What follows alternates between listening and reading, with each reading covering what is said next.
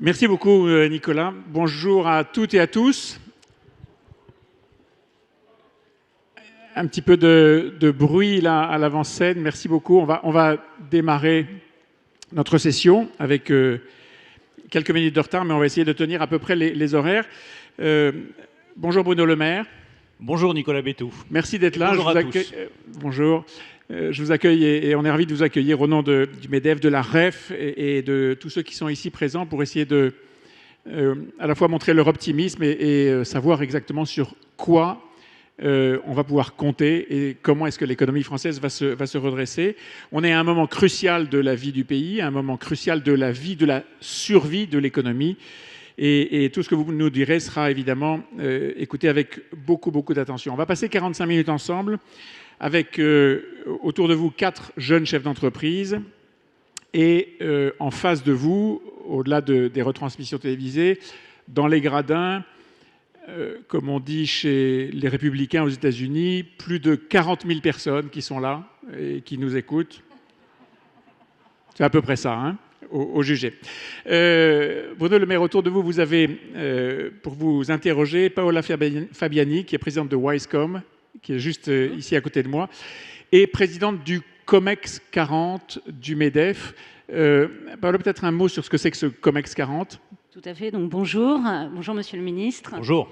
Le COMEX 40, pour rappel en quelques mots, ça a été créé à l'initiative de Geoffroy Roux de Bézieux.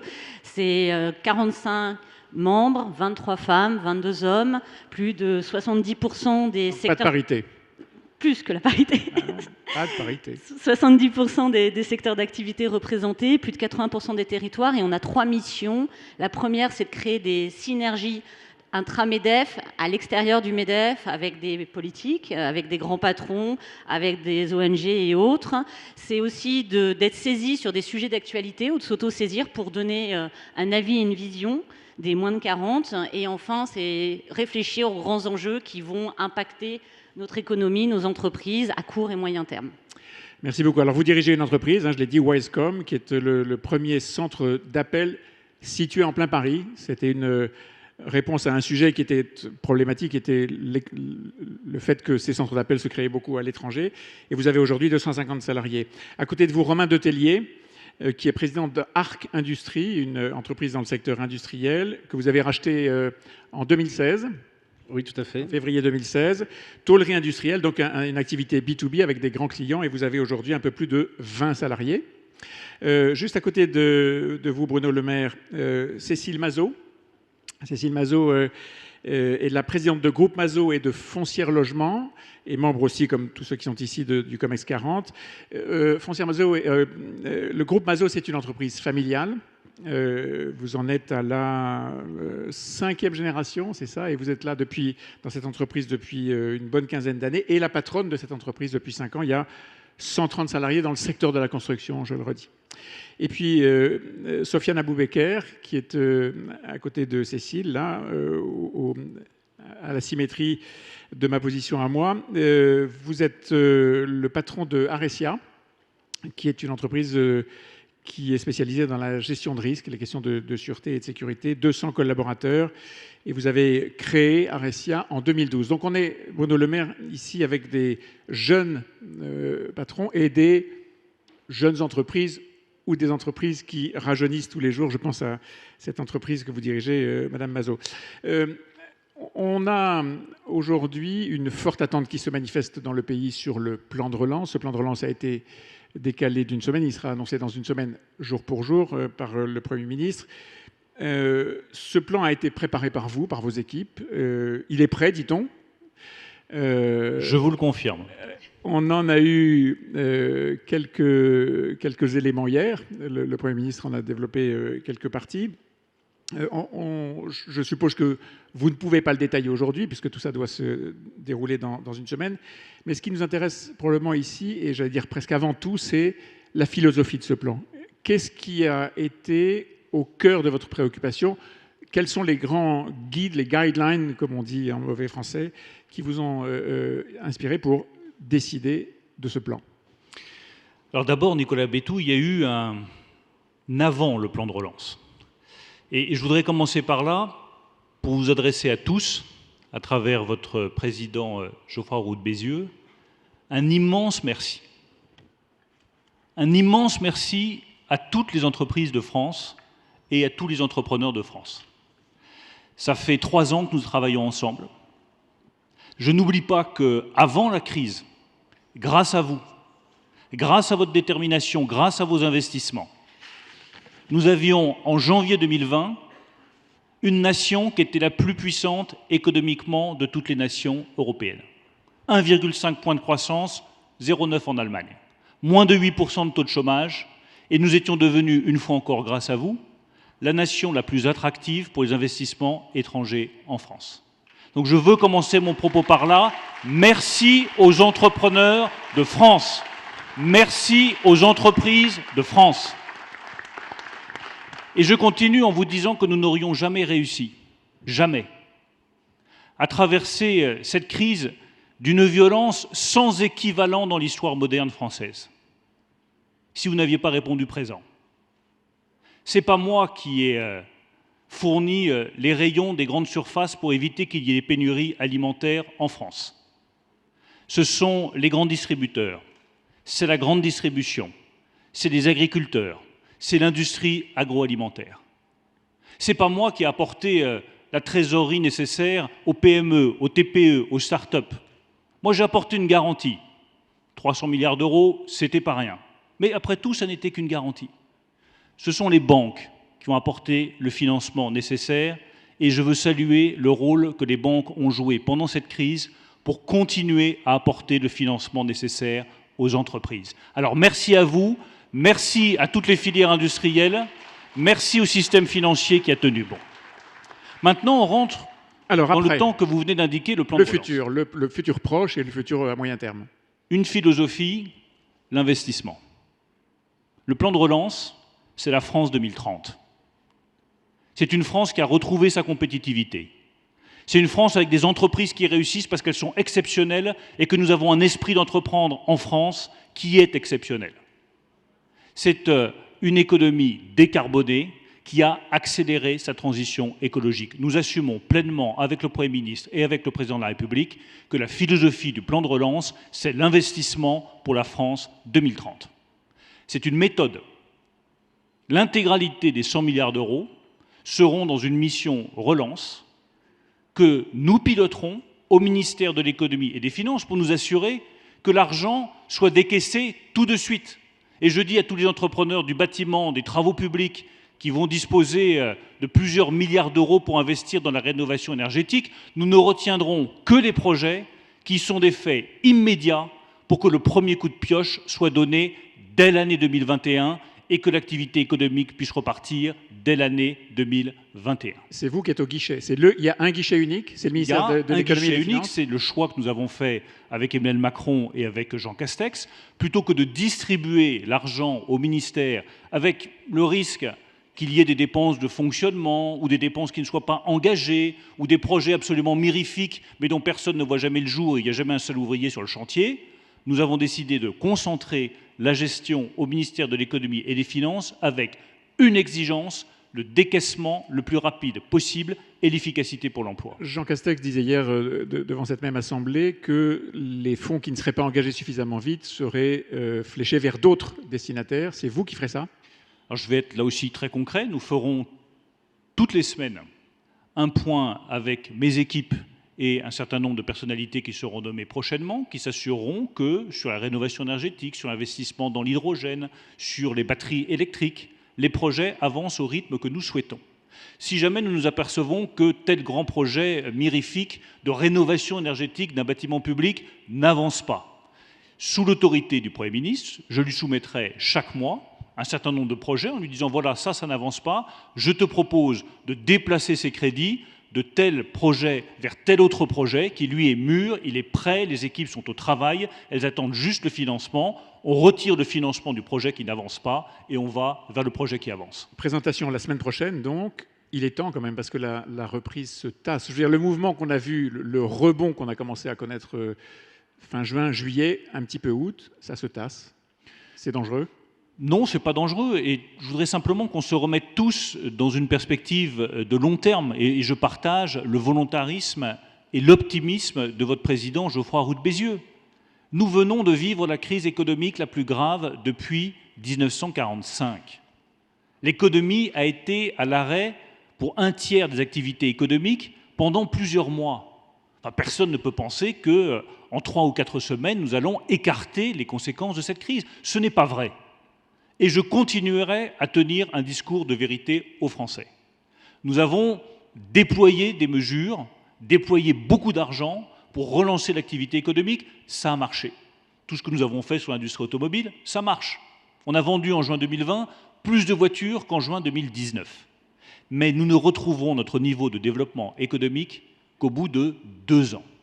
C'est le délai que je me suis fixé. Effacer la crise en 2 ans. Effacer la crise en 2 ans, mais vous n'effacez pas un tsunami en 3 semaines.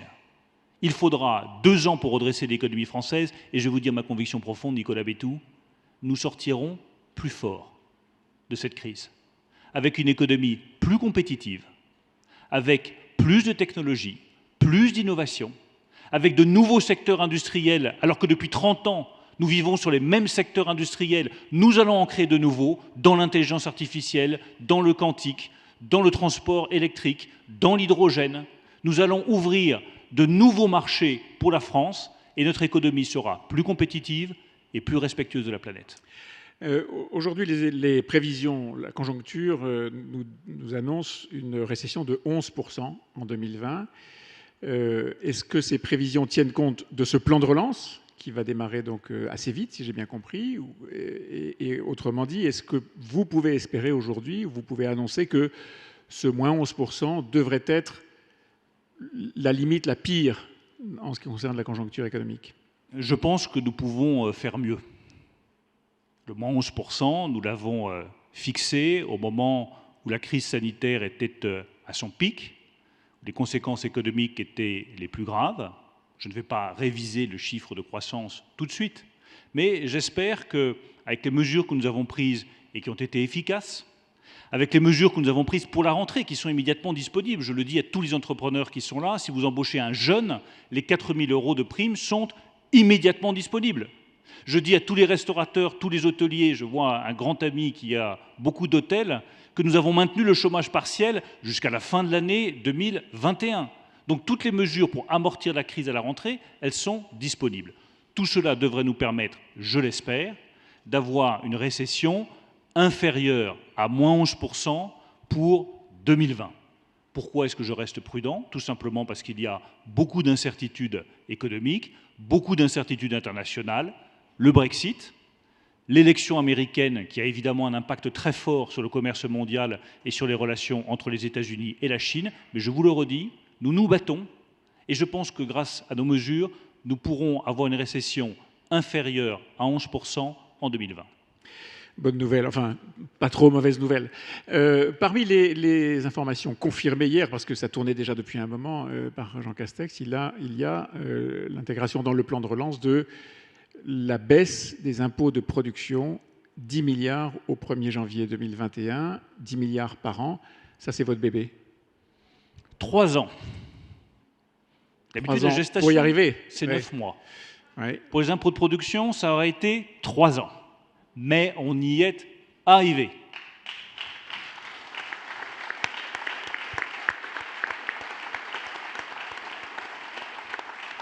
Il fallait installer l'idée. Il fallait quand même installer le principe. Les critiques il fallait installer déjà le sujet. Exactement. C'est pas simple, hein, impôt de production. Vous avez parfaitement raison, Nicolas Bétou, et je pense qu'il y a beaucoup de leçons à tirer de cette baisse des impôts de production.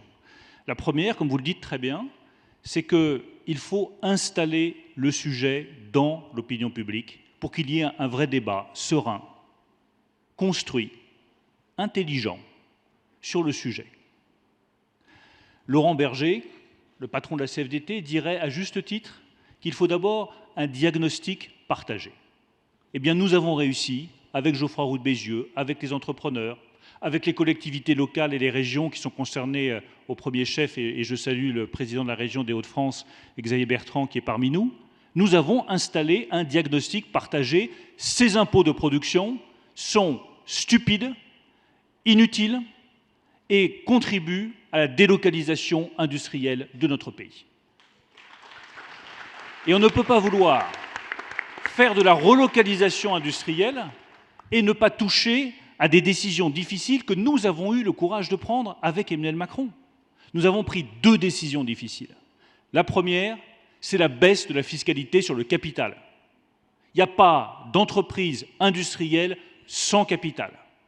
Vous avez donc besoin de baisser l'impôt sur le capital si vous voulez recréer de la dynamique industrielle dans le pays. Nous l'avons fait en 2017 avec Emmanuel Macron. Et la deuxième décision difficile à prendre, c'était de dire, mais n'importe quelle industrie, celle de mon voisin par exemple, elle s'est à peine installée, elle a à peine ouvert ses ateliers, elle a à peine embauché ses ouvriers, elle n'a pas créé un seul produit, une seule tôle, un seul volant, un seul système d'embrayage, qu'elle doit déjà payer des impôts alors qu'elle n'a pas fait 1 euro de bénéfice. Eh bien, c'est ce que j'appelle un impôt stupide. Un impôt, c'est fait pour prendre de l'argent quand il a été créé, c'est pas fait pour en prendre quand l'argent n'a pas encore été créé.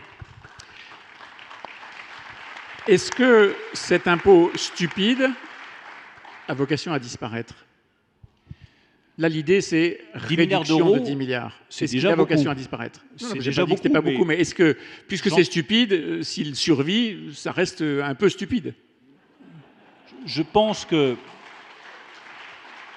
ça reste tout aussi stupide. Ça ne veut pas dire que le principe de l'impôt en lui-même n'est pas intelligent et n'est pas nécessaire. Bien sûr qu'il faut une contribution, mais vous allez voir où je veux en venir. Il faut aller chercher l'argent là où il se trouve et là où les richesses se créent. Et il me semble qu'une petite entreprise industrielle de la vallée de l'Arve, qui fait des outils pour l'industrie automobile ou l'industrie aéronautique est en grande difficulté, ne devrait pas payer plus d'impôts que Google, Amazon, Facebook ou les géants du digital qui, eux, payent très peu d'impôts en France et ils font des profits considérables. Donc on peut parfaitement envisager de baisser les impôts de production et les impôts qui pèsent sur notre industrie pour aller chercher l'argent là où il se trouve, c'est-à-dire chez les géants du digital. Dernière question avant de passer la parole à les membres du COMEX 40. Vous évoquiez Laurent Berger il y a un instant. Moi, je vais vous citer une phrase de Geoffroy Roux de Bézieux, le président du MEDEF. Il y a 2 jours, dans une interview, les partenaires sociaux auront toujours une utilité au niveau national, mais pour encadrer ou fixer les lignes directrices, pas pour définir des modèles rigides. Vous signez ? Oui, je signe. Quand nous avons travaillé sur la loi Pacte, nous l'avons fait avec Olivier Grégoire, qui est désormais ministre auprès de moi, qui a fait un travail exceptionnel. La méthode que nous avons retenue, avec Geoffroy Roux de Bézieux, avec Laurent Berger, qui a beaucoup participé à l'élaboration de cette loi. C'est lui qui a porté notamment cette idée de raison d'être des entreprises, de modification des conseils d'administration, de plus grande place pour les salariés dans la décision entrepreneuriale. Et moi, je partage ces idées-là. Je ne l'ai jamais caché. On peut vouloir une baisse massive des impôts de production et estimer que les salariés doivent occuper plus de place dans l'entreprise. Je pense que les deux sont parfaitement compatibles et nécessaires. Mais quand nous avons fait ce projet de loi, nous nous sommes fixés une ligne de conduite, pas d'obligation, des incitations. Et croyez-moi, je pense que ce sera une des grandes lignes de partage politique des années à venir. C'est plus la droite ou la gauche. Ça n'a pas de sens pour les Français, ça n'a pas de sens pour un jeune de 20 ans de dire c'est la droite ou c'est la gauche. En revanche, est-ce qu'on impose les décisions politiques? Est-ce qu'on contraint les gens? Est-ce qu'on oblige les entreprises? Est-ce qu'on oblige les citoyens? Ou est-ce qu'à l'inverse, on essaye d'inciter, de convaincre, d'encourager? Moi, je serai toujours résolument du côté de ceux qui encouragent, qui incitent, qui proposent, plutôt que du côté de ceux qui obligent, qui contraignent et qui forcent. Merci beaucoup. Alors, je passe la parole à Paola Fabiani. Je rappelle, vous êtes la présidente de ce COMEX 40 et chef d'entreprise. Une question sur les relocalisations. Tout à fait. Donc, vous parliez justement de la relocalisation.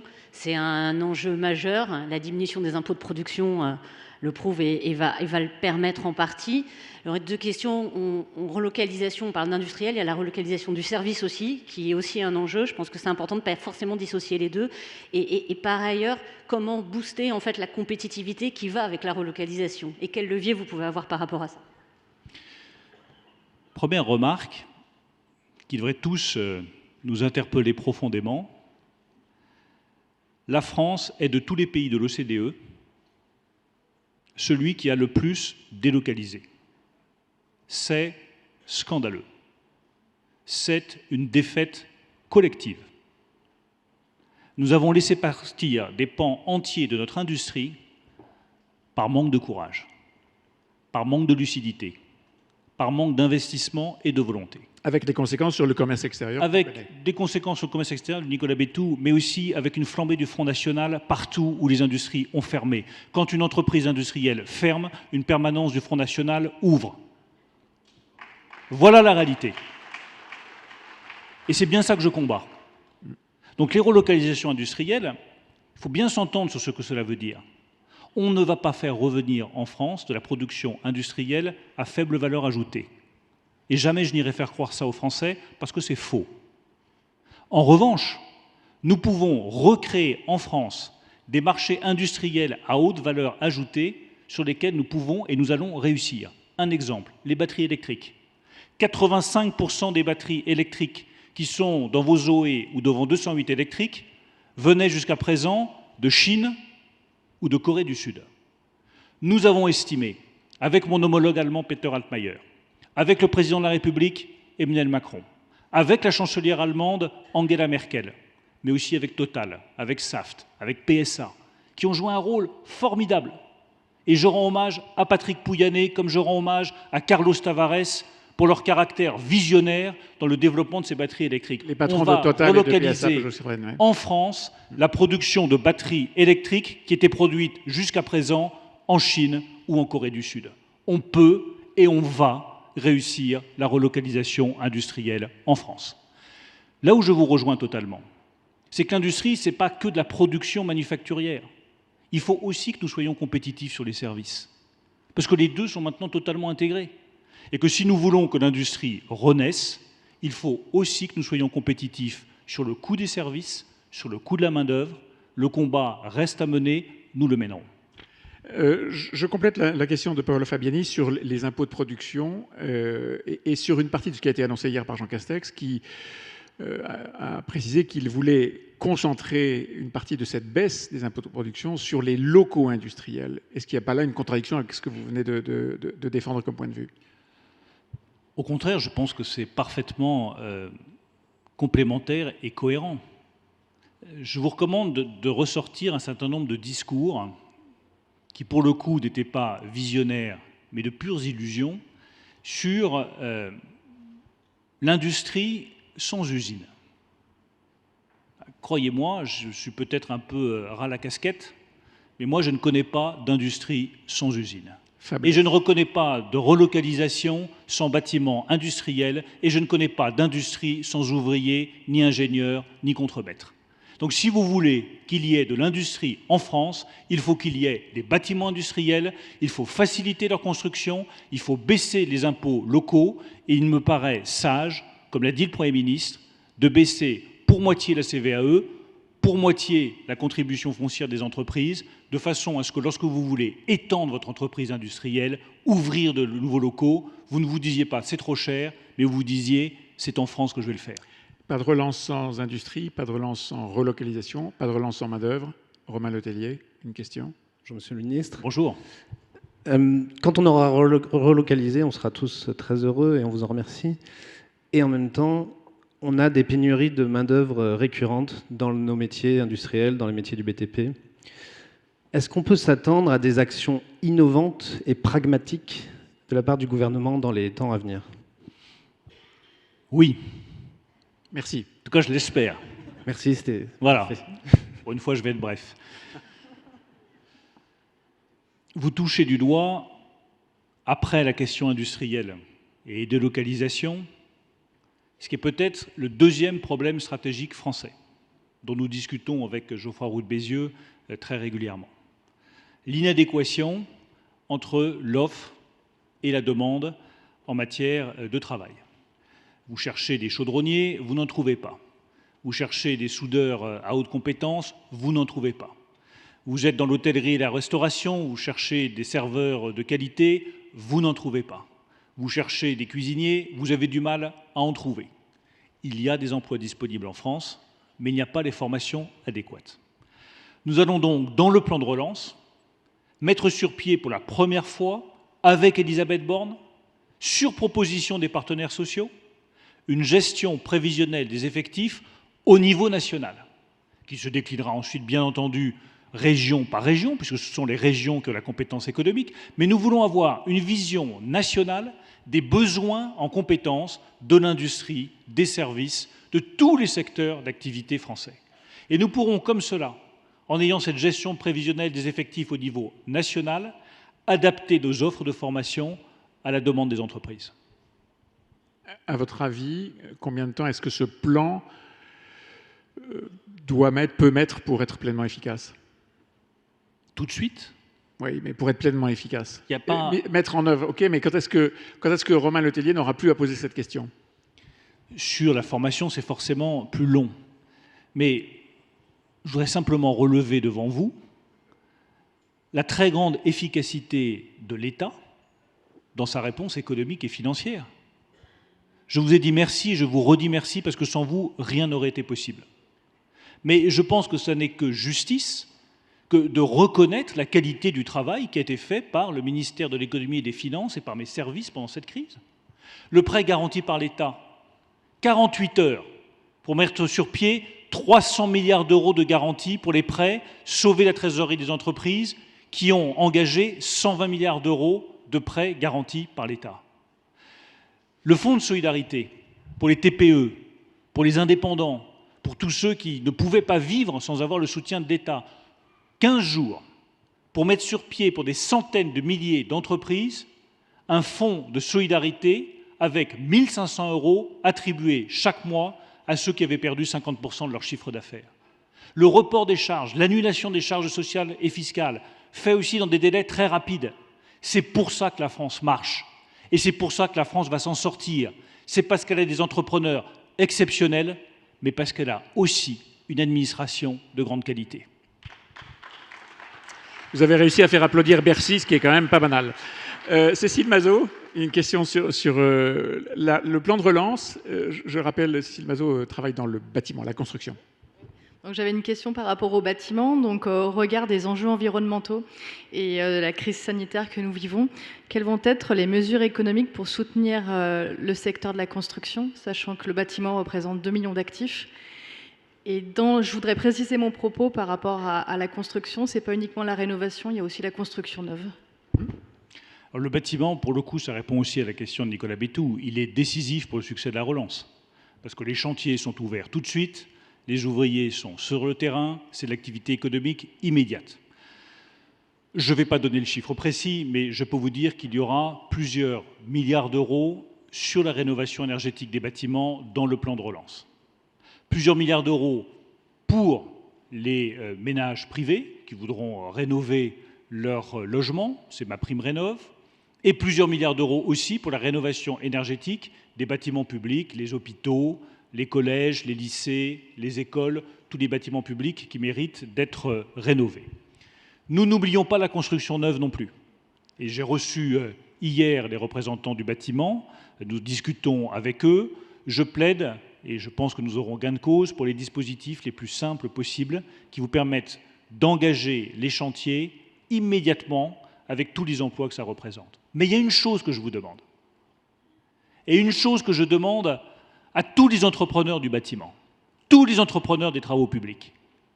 Nous allons vous soutenir massivement. Nous allons accélérer la rénovation énergétique des bâtiments. Et nous allons mettre des milliards d'euros pour accélérer ces projets. Mais je vous en supplie, limitez au strict minimum, le recours aux travailleurs détachés. Faites travailler les ouvriers français. Engagez des jeunes, formez-les, qualifiez-les, parce que de cela dépend le succès du plan de relance. Oui, à ce propos, non, juste peut-être une question de Paola Fabiani sur la libération de l'épargne. Parce que c'est évidemment très important d'aider les entreprises, mais encore faut-il déclencher la demande. Paola? On sait que le chômage partiel a notamment permis de constituer un épargne très important. Je crois que c'est chiffré à plus de 100 milliards d'euros. L'idée, c'est comment finalement flécher cette épargne dans les entreprises et relancer la demande. Alors vous avez raison de souligner ce point-là, parce que quand on regarde les chiffres, c'est très simple. 100 milliards d'euros sur la relance, 100 milliards d'euros d'épargne. Autrement dit, nous doublerons l'efficacité du plan de relance si les Français dépensent leur épargne et l'investissent dans l'économie française. La première manière de garantir que les Français ne mettront pas de l'argent de côté, c'est tenir nos engagements. Il n'y aura aucune augmentation d'impôts d'ici la fin du quinquennat. Et les baisses d'impôts qui ont été promises seront tenues. Suppression de la taxe d'habitation d'ici 2023, baisse de l'impôt sur les sociétés pour toutes les entreprises, quelle que soit leur taille, d'ici 2022. Ces engagements seront tenus. Ensuite, il faut les inciter à investir dans l'économie française. Et nous avons mis sur pied un certain nombre de dispositifs, je ne vais pas rentrer dans la technique, mais sur l'assurance vie, sur le PEA, qui doivent inciter les Français à engager leur épargne dans l'économie française. Je souhaite qu'ils le fassent parce que je considère vraiment que c'est une des conditions du redressement économique de notre nation.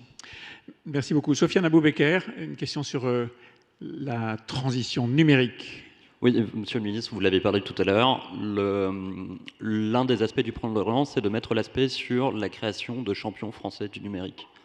Quelles sont les mesures concrètes que vous allez mettre en œuvre pour pouvoir permettre aux entrepreneurs de ce secteur de pouvoir avancer et de créer des champions mondiaux nous permettant de rivaliser avec nos amis asiatiques et américains? Je me suis exprimé tout à l'heure sur les géants du digital. Clairement et avec la même fermeté que j'ai depuis 3 ans sur ce sujet, parce que c'est une question de justice. Je ne vois pas pourquoi ceux qui ont les niveaux de profit les plus élevés seraient ceux qui payent le moins d'impôts. Mais il faut aussi être offensif. Et offensif pour réussir dans le domaine du digital aussi bien que nos rivaux américains ou chinois. L'une des questions clés, il y a 10 000 dispositifs de soutien aux startups sur lesquels je ne veux pas revenir. Mais il y a un problème européen majeur, il n'y a pas d'union des marchés de capitaux. Et donc quand vous voulez chercher un investisseur à 50, 80, 100 millions d'euros, vous ne le trouvez pas et vous allez vous adresser au marché américain plutôt que de vous adresser au marché européen.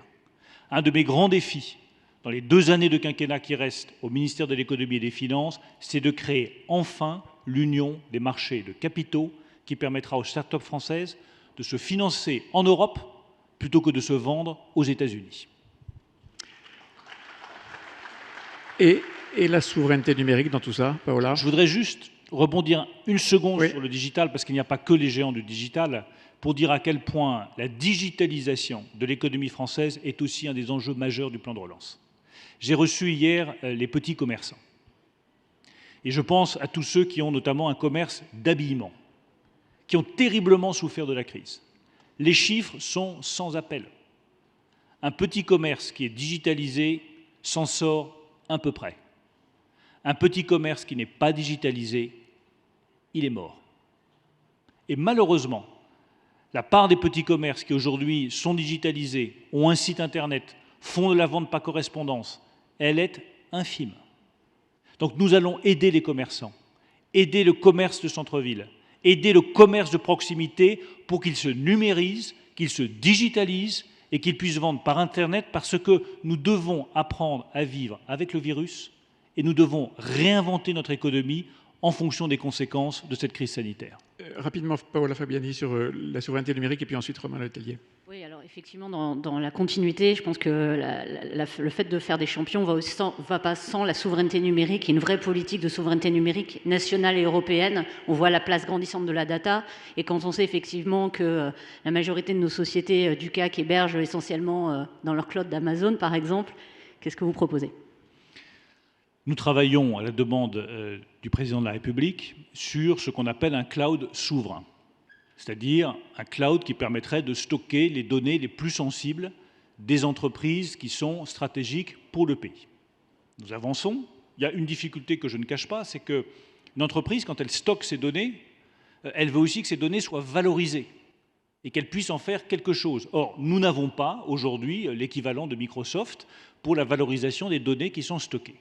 Donc nous avançons, nous travaillons à l'échelle nationale et également à l'échelle franco-allemande, puisque nous avons, avec mon homologue allemand Peter Altmaier, avancé sur le projet Gaia-X, qui permet justement des échanges de données entre grandes entreprises et la valorisation de ces données. Romain Detellier. Oui, vous avez parlé de la digitalisation des commerces. Est-ce qu'on peut s'attendre dans le plan de relance à... Enfin, quels effets concrets on peut s'attendre sur l'aide à l'investissement dans la digitalisation dans les industries, pour les TPE-PME, dans le BTP, dans ce type d'entreprise? Là encore, je ne vais pas donner de chiffres, mais j'aime bien vos questions, parce que je peux y répondre très simplement. La réponse est aussi oui. Merci. Il y aura, mais là, l'ordre de grandeur est plutôt les centaines de millions d'euros que les milliards. Il y aura plusieurs centaines de millions d'euros pour aider directement les entreprises à se digitaliser et à franchir ce saut technologique qui est absolument indispensable. Sous forme de subvention, alors? Ce sera sous forme de subvention, d'aide directe et de soutien de la Banque publique d'investissement qui, je le rappelle, fait déjà un travail exceptionnel pour digitaliser un certain nombre de PME. Simplement, il faut passer à une échelle bien plus importante dans l'industrie comme dans les services. Cécile Mazot, une question sur le bâtiment, l'univers de la construction et la Convention citoyenne sur le climat. Oui, alors je n'ai pas sur la Convention, mais je voulais juste rebondir tout à l'heure sur l'emploi et sur l'appel que vous avez fait au niveau de l'emploi et au niveau du fait que nous gardions nos emplois. Monsieur le ministre, juste vous rassurer sur ce point, former des compagnons, former des cadres demande énormément de temps. Nos entreprises sont souvent à taille humaine. Nous mettons beaucoup d'énergie justement pour former ces jeunes. Donc je vous rassure que nous gardons nos outils de production et s'il y a bien un métier qui n'est pas délocalisable, c'est le bâtiment. Après, dans ce que nous pouvons vivre au quotidien, nous apercevons qu'il y a un non-sens, c'est-à-dire que on a des citoyens, des Français qui souhaitent se former, qui souhaitent changer de vie, qui souhaitent trouver un travail. Il y a des métiers en tension, pas uniquement les métiers du bâtiment. Et du coup, il y a une connexion à faire entre le monde économique, Pôle emploi et toutes les administrations, toutes les écoles, toute la formation, pour pouvoir faire en sorte que les jeunes soient orientés davantage sur les métiers en tension. Donc c'est une remarque, je n'ai pas forcément de questions, mais... Alors moi, je vais vous poser une question sur la Convention climat. Voilà. Parce qu'on entend beaucoup de chefs d'entreprise... Je partage simplement ce que vous venez de dire sur le combat culturel, qui est un combat culturel, que nous devons mener et que nous menons depuis des années pour valoriser l'apprentissage, l'alternance, tous les métiers dont les jeunes se détournent, tout simplement parce qu'on ne leur a pas indiqué que c'était des beaux métiers, rémunérateurs et prometteurs. Sur la Convention climat, on a vu une série de propositions, 107 si ma mémoire est bonne, qui, pour certaines d'entre elles, créent des obligations nouvelles et créent donc des coûts dans la production en particulier, nouveaux. Est-ce que vous n'avez pas le sentiment que, là on est plus sur une tendance de fond, ce genre de contraintes nouvelles pourrait être mis, si ce n'est entre parenthèses, ou en tout cas étalé un petit peu dans le temps? Je ne vais pas reprendre le mot d'un ancien président de la République que vous avez bien connu, l'écologie ça commence à bien faire, mais est-ce qu'il n'y a pas là deux objectifs contradictoires, relancer vite l'économie, vite, et mettre en place toute une série de contraintes nouvelles? Alors Nicolas Sarkozy disait effectivement l'écologie ça commence à bien faire. Moi je dirais l'écologie ne fait que commencer. C'est l'enjeu le plus important pour nous tous. L'enjeu pour convaincre les jeunes de nous suivre. L'enjeu pour que vos entreprises soient attractives pour leurs salariés. Et l'enjeu tout simplement pour la survie de notre planète. Je crois profondément à la nécessité d'accélérer la transition écologique. Et je crois profondément qu'il n'y a aucune opposition entre compétitivité de notre économie et décarbonation de notre économie. Je crois au contraire que nous améliorerons la compétitivité de notre économie en la décarbonant. Un exemple, on va investir plusieurs milliards d'euros sur l'hydrogène. Ça ne va pas être rentable immédiatement, mais dans 10 ou dans 15 ans. Je préfère que ce soit Airbus qui est le premier avion fonctionnant à l'hydrogène au monde, plutôt que le chinois Comac ou l'américain Boeing. Et je peux vous garantir qu'avoir accéléré cette décarbonation fera un immense succès industriel pour le pays. Merci beaucoup. Une dernière question de Sofiane Aboubaker. Oui, Monsieur le Ministre, vous avez parlé tout à l'heure du travail formidable qu'a fait l'administration française pour aider les entreprises à pouvoir avancer, mais j'ai l'impression qu'il y a encore beaucoup de travail à faire pour leur permettre de gagner en performance et en pragmatisme. Dans le cadre du plan de relance, quelles sont les mesures que vous allez prendre pour permettre justement aux administrations de retrouver leur place au service de l'économie française? Le plus compliqué, c'est de simplifier. Malheureusement, ça n'a pas beaucoup changé depuis des années et des années. Je pense simplement qu'à la faveur de cette crise, qui comme toutes les crises peut être une opportunité formidable pour nous de nous réinventer, d'être tout simplement meilleurs, eh bien nous avons montré que l'administration pouvait être plus rapide, plus efficace, plus à l'écoute.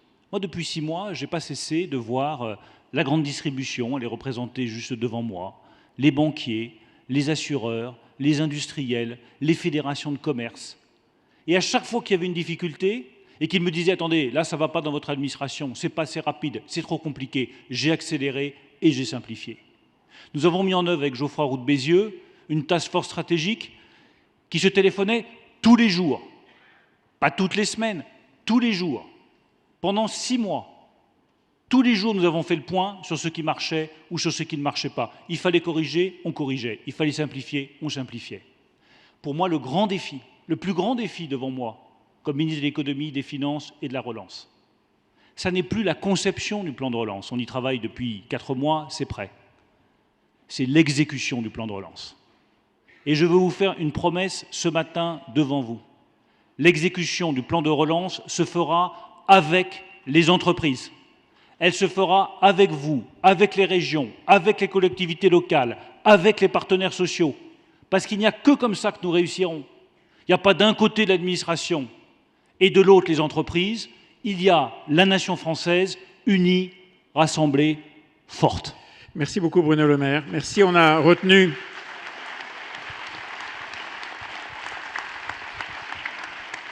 On a retenu votre pari, 2 ans pour effacer la crise, et tous ceux qui sont là, croyez-le bien, seront à vos côtés pour, avec leurs petits bras, faire le maximum pour effacer cette crise. Merci beaucoup.